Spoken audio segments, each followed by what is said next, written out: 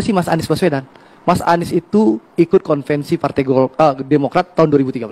Ya, ikut konvensi Partai Demokrat tahun 2013. Di saat Demokrat masih jaya-jaya.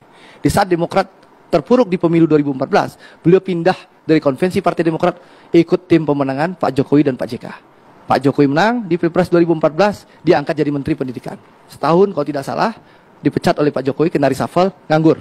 Fakta bukan fiksi. Lalu setelah itu didukung dan diusung oleh Pak Prabowo dan Partai Gerindra dan didukung dan dimodali oleh kami.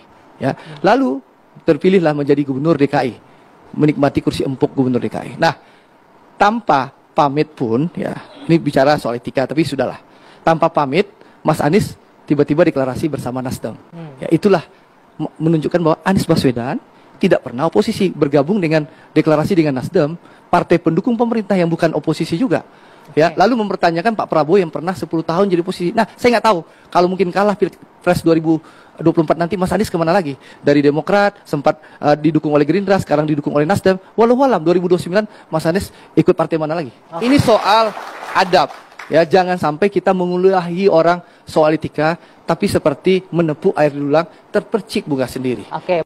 Beberapa tahun yang lalu seorang Anies Baswedan mengatakan bahwa Pak Prabowo adalah sosok negarawan. Tapi hari ini berbeda, berbanding terbalik. Artinya, penilaian seorang Anies terhadap seseorang bergantung kepada kepentingan politiknya. Kalau dia lagi butuh dengan orang itu, dia katakan kata-kata yang manis. Tapi kalau dia sudah tidak butuh dengan orang itu, dia bermain dengan kata-kata yang pahit. Pertanyaan yang saya ingin sampaikan pada masyarakat, kita tidak butuh kata-kata manis. Kita butuh pemimpin yang memang betul-betul bisa mengeksekusi program yang real buat masyarakat dan itu realistis yang memang dibutuhkan oleh masyarakat.